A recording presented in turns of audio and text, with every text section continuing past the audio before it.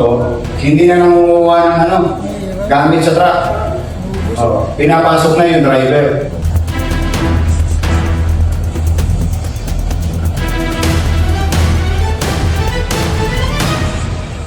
Huwag mo kayo magkamali, hindi po hawak ang sitwasyon. Baka may maganap. Masyado po kayo pinaggigigilan ng taong bayan. Saka may dalawang patalim yan. Lagi. Ayan, no?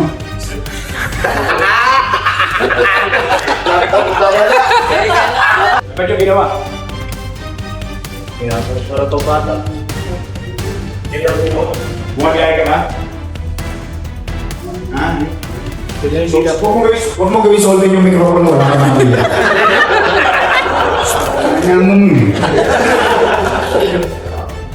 Baka magtanong kayo, bago lang cover yung mukha. Sikat to sa Facebook ito eh.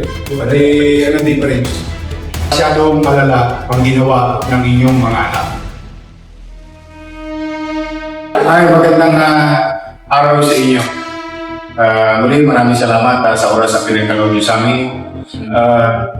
Andito po kami muli, ang lingkod at 10 ng kasamahan natin na Manila Police District headed by General Danao. And as you can see, the police from SMART, Special Mayor's Reaction Team. No? Ilang araw na akalaan, maraming concern ng ating mga netizen about problema sa arte, sa road 10. In fact, modesty aside, kayo na mismo dito, witness that for so many weeks, may mga na-apprehend tayong nagja-jumper sa atin. Na-present na rin sa inyo yun, yung mga suspect na yun, at sila ay nasa pasamantalang pihitan dahil hinihir na yung kaso laban sa kanila. Akala natin magtitino itong mga lokong ito. Lumala pa eh. Dahil nung ilang araw na nakaraan, itong mga lokong to, hindi na nangunguha ng gamit sa truck. Pinapasok na yung driver. Di ba?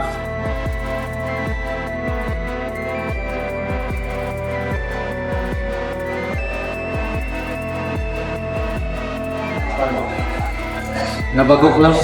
Hindi ka nabago. Sayang.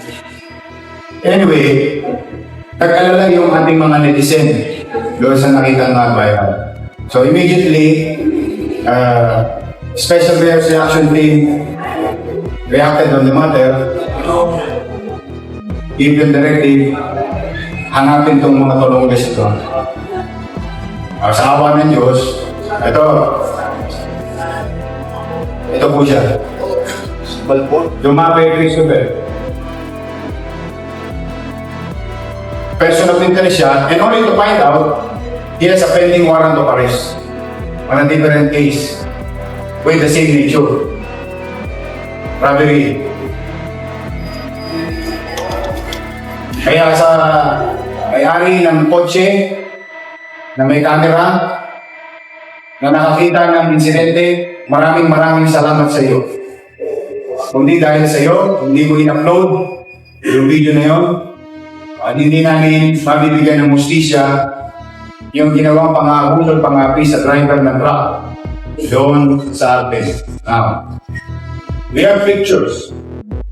Itong mga kasama niya.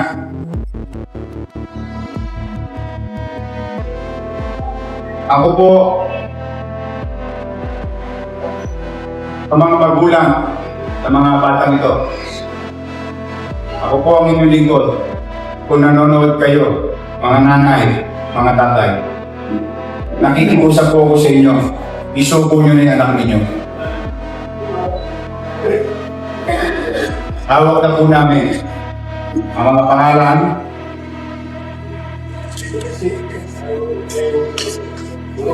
ng anak nyo. Hinahanap na po kayo ng alagad ng batas. O para malaman lang ninyo na hinahanap kayo, nasa San Pedro Laguna po kayo ngayon. Kailan nyo pa gusto sabihin namin kung saan kayo ulit? Bakit ko po yan sinasabi sa inyo? Mas gugustuhin kong buhay na makuha ang mga mahal nyo anak. Siguro yan din ang iniisip ninyo bilang magulang. Ako naman, kung kababang loob, mas gugustuhin kong buhay sila at harapin na lang nila yung ginawa nilang kawalang yan. Sa harapan ng musgado sa mata ng batas. Pero, huwag po kayo magkamali, hindi ko po hawak ang sitwasyon. Baka may maganap. Dahil masyadong malala ang ginawa ng inyong mga anak. Masyado po kayo pinanggigigilan ng taong bayan. Mamaya, baka may mangyaring hindi maganda, hindi ko naman mapipigilan yun. Ngayon, gagamitin ko na po ang pagkakataon nito sa mga magulang. Alam nyo naman kung sino kayo. Sa mga magulang ng batang ito. Actually, dito bata. Nasa usong edad na rin. Katulad itong isa, sabi niya, doon sa kanyang Facebook account, profile, soon to be daddy. Sumuko ka na. Kasi bakit? Harapin mo na lang yung kasalanan mo. Ayoko naman ulilain yung kanya mo. Sa kanya. Lahat tayo may pagkakamali sa buhay, pero may pamamaraan para ituloy ito. Sa mata ng batas, o personal mo, pamamaraan ang maituwid lang yun sa'yo. Kaya maraming salamat ulit, Major Ibay, 10 lang yung mga kasama. Sa Special Mayor's Reaction League, maraming salamat sa inyo. Hanapin niyo pa yung dalawa. Huwag niyang titigilan. Immaterial what will happen along the way, but as much as possible, I hope you get them alive. And i-submit natin sila sa mata ng batas, Argus ka. Pero, hindi ko rin kayo pinipigilan na pangalagaan ang kaligtasan ng inyong sarili. Kasi, kung makikita nyo yung video, wala nang paggalang sa tao ito na rin. Tatandaan, hindi naisip yung mga na may mahal din sa buhay yung driver. Traffic na nga eh. Na-traffic na nga yung tao eh. Naabala na nga. Yung pala na ako buhay. Hindi naman namin na baka magtanong kayo, bago lang cover yung mukha. Sikat ko sa Facebook ito eh. So, ano din pa rin. Hindi na kayo natin. Pamigo eh. Taba ng utak eh. Saka may dalawang patalim yan. Lagi. Ayan, no?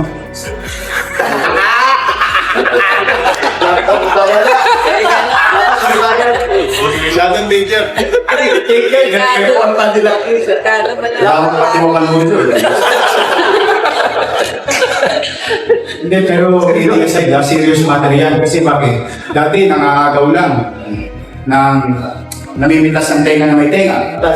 Mga agaw ng bag ng may bag. Ito hindi. Pinapasok na yung front ng driver. Anong uri tayo ng syudad kapag ganyan ang nangyayari? Swerte ka ka. Wala ka naman rin, Leo. Ikaw naman. So, you can try. You know, I always, as much as possible, and let them face the consequences of their action. Okay, meron ba kayo tanong? Yes. Kasi tanongin niya. Oo, tanongin niyo siya. Mas maganda nga. Si iba na lang. Si Babalo. Babalo, sumagot ka. Babalo, Richie Dios. Kata. Turuin ko na sa Kwento mo na yung nasa video at itong ginawa mo talaga. Kwento mo lang. Kung pagdating ko po sa dalawa, ay yun din dalawa sa akin, Jimenez po. Siya na nagsabi ha? Okay. Saka ako lalabas ngayon. Siya naman nagsabi na eh. Kasi ayoko naman pangunahan yung karapatan niya. Ano pangalan? Yan ang dalawa. O ayan siya. Saka Jimenez po. O ito. Ayan, ganda ng katawan. Nag-gym. Siya naman nagsabi please kaya naman tayo binabayo. Yung nakita ko sa loob ng correspondent sa may driver ko, na parang may ginakuha nila, kako ko yung mako. Para kung ano paano yung cellphone. Driver ko. Ba't yung ginawa? Kaya para to bata. Bumabiyahe ka ba? Ha? So, huwag mo gawin solving yung microphone mo. Wala ka mabiyak.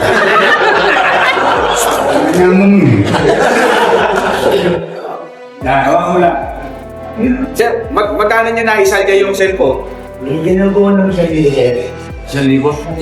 Mamusin ko na. So kami nga nasa liya.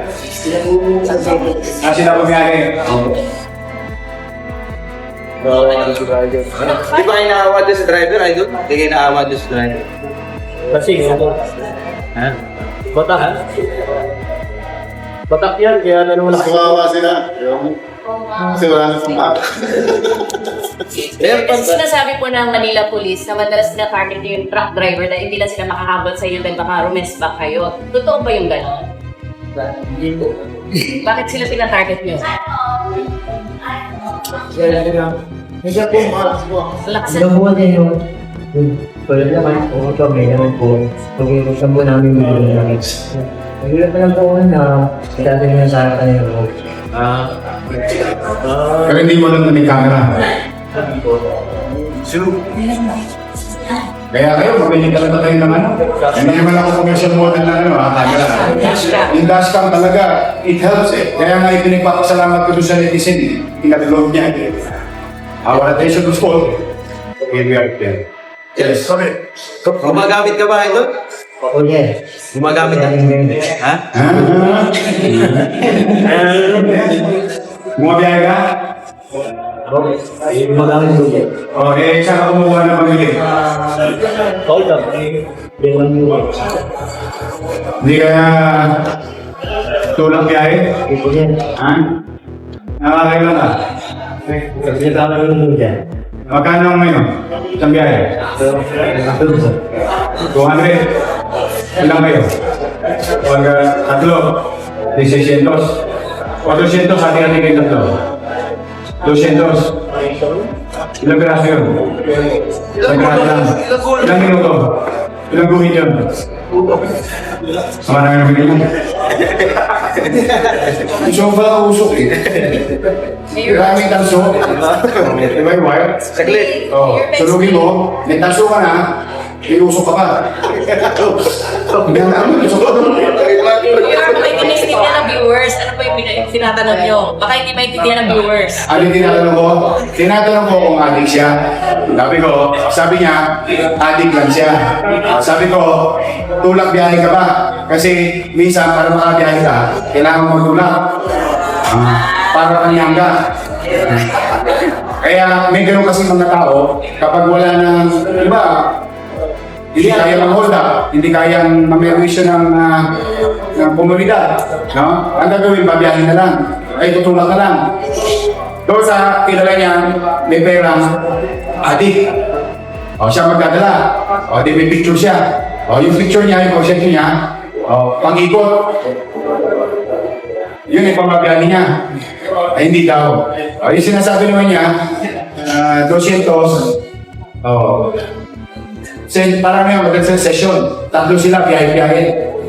Doon sa gumugulo, tinotrompeta nilang tatlo yun. So kung gaano katagal, muli natin ito usok. Kasi kung mali na maliit lang, Saglit lang. saglit lang. Ano, pamilin ba? Lalo na pagputas yung foil. Butas ba rin? Foil pagputas. Ayaw na.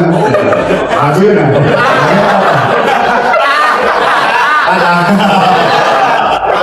Ito, no? Practice natin ito. So, madaling salita, kasi siyempre I-grew up with them Di ba?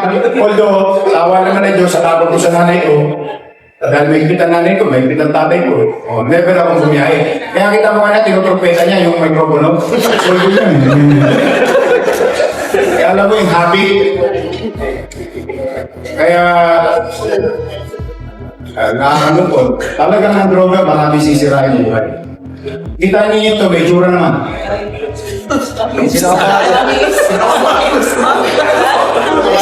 Parangalan. Kasi ganyan talaga mangyayari sa'yo eh. Tutuyuin ang utak mo. Papasagin ang ipin mo. Matutulog. Kaya ang sinasaktan mo lang ang sarili mo. Plus, bandang uli, makasasakit ka na nga ang kapwa mo. Eh kung na-describe, yun ang sasabi ko kaya kumukulo ang tayong taong bayan eh. Bakit? Bilhin mo dati ang inanakaw lang yung Nasa likod. nasa likod. Di ba? Abilidad lang. Hindi, pinasok yung buong eh. Buong ulo eh. O, halimbawa naman, balik-balik mo sitwasyon. Nagdepensa yung nagdepensa yung driver. Nabisigrasa siya. May anak ka ba? Wala ka na? Wala ka asawa? Buti naman. Hindi ka naman paparami. Eh, bakit mo hamon eh?